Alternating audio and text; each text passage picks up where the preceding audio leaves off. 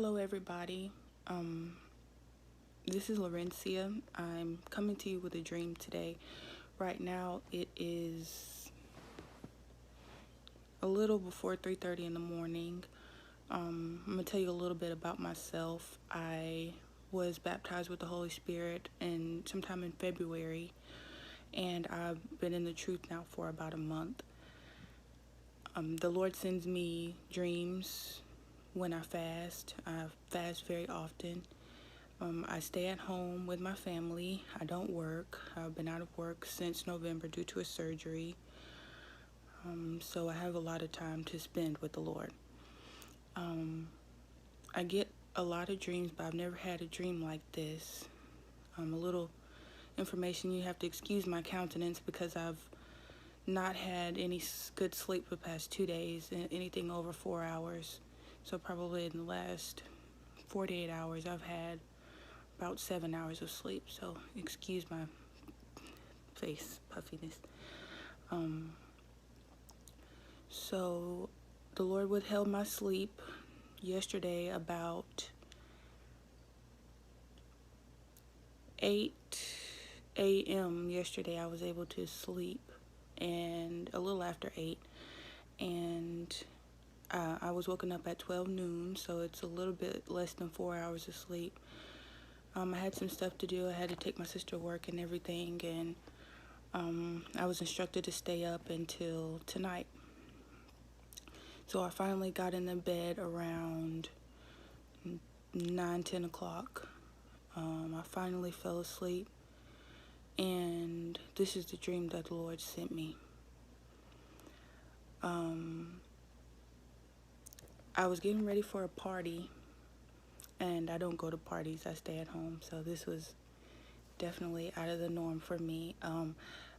I was getting ready to put on this black lingerie, negligee type situation. As you can see, I would never wear anything like that.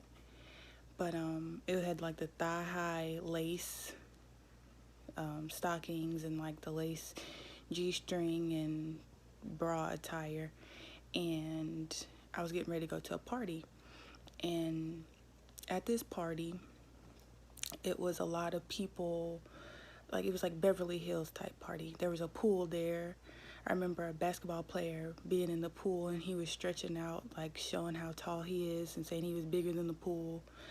And the girl that I was with, we started like walking up like this mountain trail, which I love nature walks. But it looked like Beverly Hills, like by the Beverly Hills sign. And we were walking. Once we got to the plateau, we looked in the sky, and we saw the moon, and it was a very thin layer, sliver of a moon, almost to a new moon. And to the upper left-hand corner, there was the sun, and the sun was significantly smaller than the moon. It was like 1/10 of the size of the moon, and there were four or five stars, really bright, like clustered around everything, all of the moon and the sun. Excuse me. And me and the girl I was with decided to take our phones out because we were going to take a picture of this solar anomaly. You never would see that. So as soon as we took the picture, I told her, I said, something bad is getting ready to happen. It's getting ready to be very, very bad. Millions and millions and millions of people are going to die.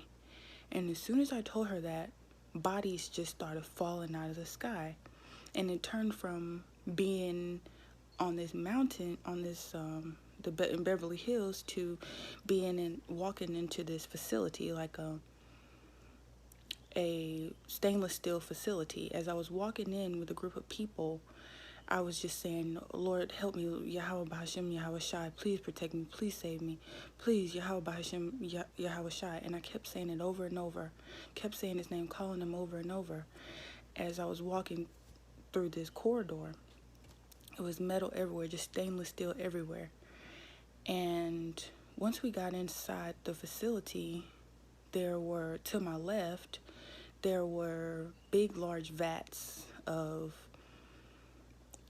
like, where you put trash trash bags in, like a mass amount of trash bags with wheels on the bottom of them, and there were just body parts all in these vats, all in these trash bags, just piled up in these trash containers, and there was body parts everywhere and bodily fluids just everywhere, all on the floors. About 6 or 7 of these just lined up, and they were wanting us to go in these stainless steel bleachers, and in the bleachers, it was separated, they had a rail separating one side from the other side of the bleachers, and behind the bleachers it was like the actual facility.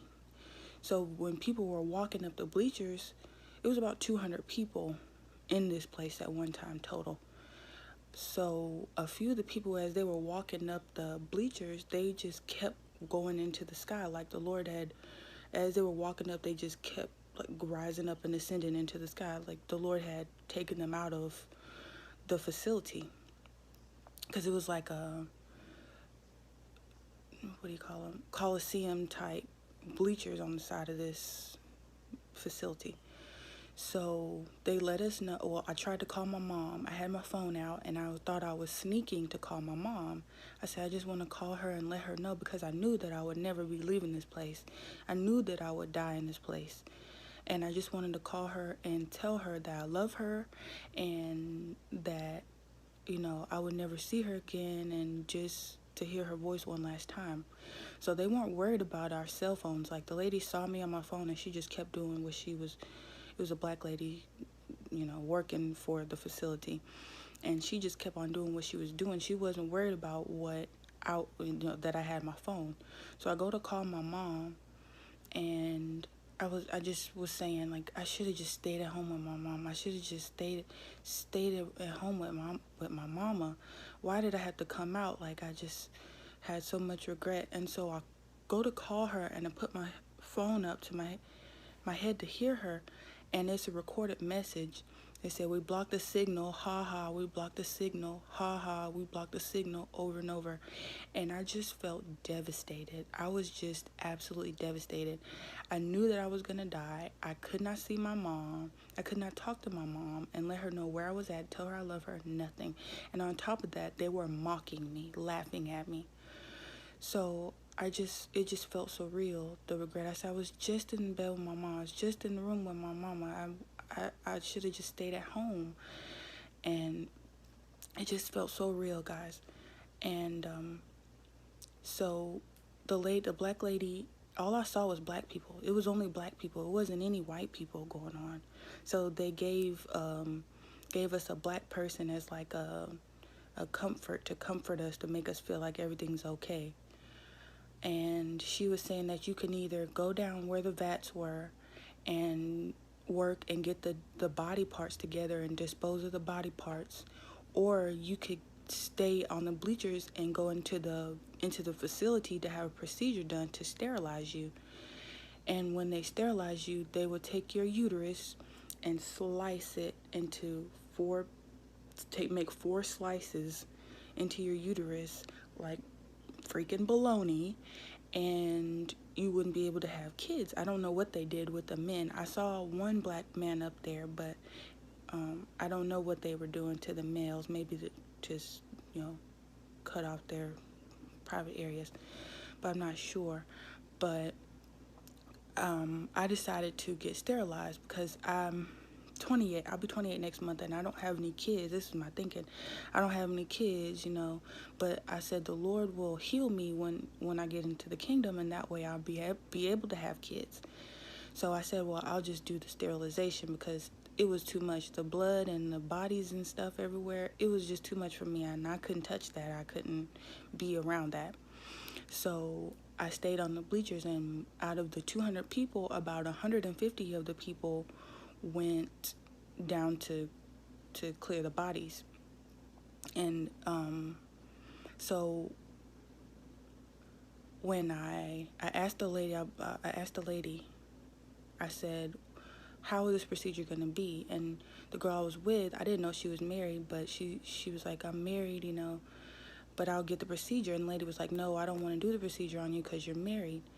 And I looked down at her hand and I saw her wedding ring, but I didn't know she was married at the time. She was at the party with me.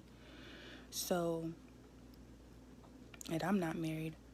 And so I asked the black lady that was working for the facility, I said, "Are y'all gonna put us to sleep?" She said, "We'll give you something to put you to sleep, but if you wake up, we're not going to stop the procedure. You're just gonna have to go with it. We're not gonna give you any more medicine or anything." And I said, "Well, after the surgery, will you give us medicine?"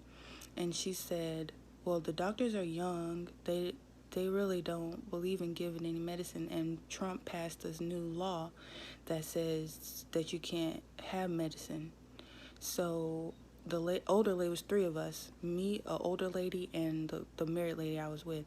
And the older lady was like, "No, we're not finna do that. We're not finna be hungry and hurting and in this place. Like, that's too much." So we decided to go down to where everybody else was, but by the time we got down there, there was no one there. They had all gone. So we were standing in front of the corridors, like a door. The vats were still there. It was just blood everywhere. The vats were still there, but it wasn't any more body parts. And it was a door. We were standing in front of the door waiting on them to open it, and then I came out of the dream. I was telling my mom I was very upset because it felt very real. Um, I've never experienced a dream that felt so real. I felt like I knew I was going to die. I never had that feeling before, that I knew that I was going to die. And it made me very upset. So I was telling my mom about the dream, and the Holy Spirit was explaining to me some of the things inside the dream that I did not know that was happening. So the people that were called up, those were the elect, and they weren't able to go through with the dream, but with the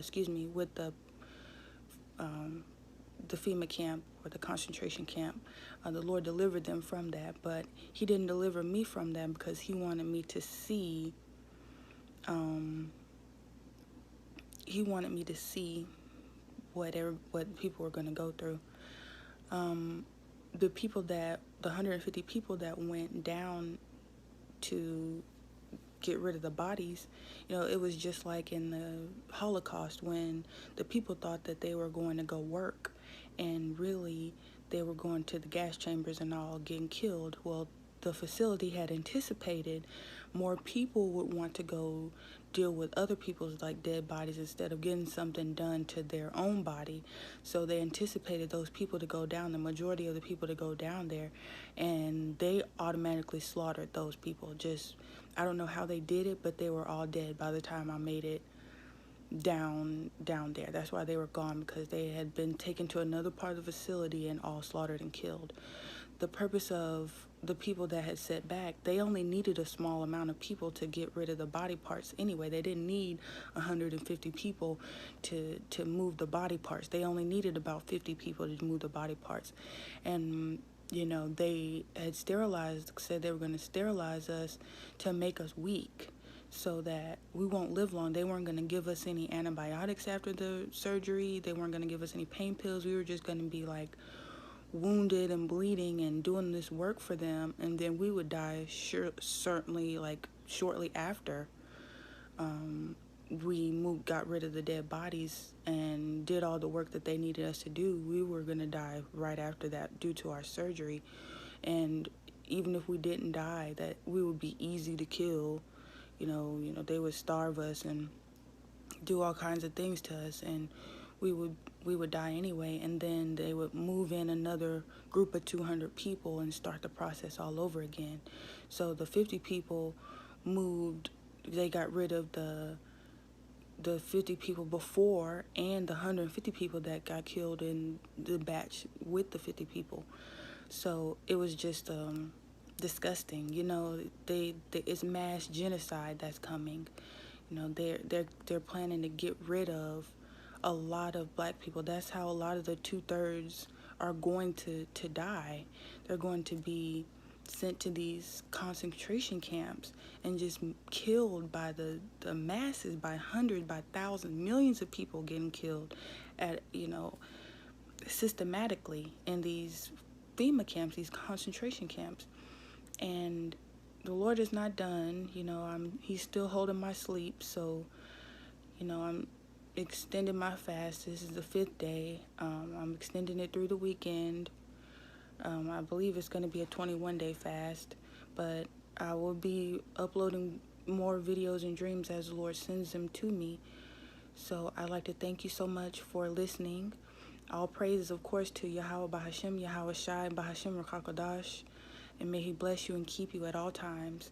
Know that He loves you and cleave to Him, and He wants you to trust in Him and provide, and let Him be your provider, and not to worry, not to be afraid, but use this as a way to let you know that you need Him. These are scary times. It's getting ready to be very bad and soon, and people are going to be partying and going about their normal lives, and they have no clue what's getting ready to hit them. We have no clue what's getting ready. You're partying and eating and drinking and living it up, and death is right around the corner. And please don't be deceived. Please get your hearts right. Please get your minds right and your souls right, and cleave to our Father. He wants you to cleave to Him during these perilous times. Thank you. He loves you, and so do I. Bless you.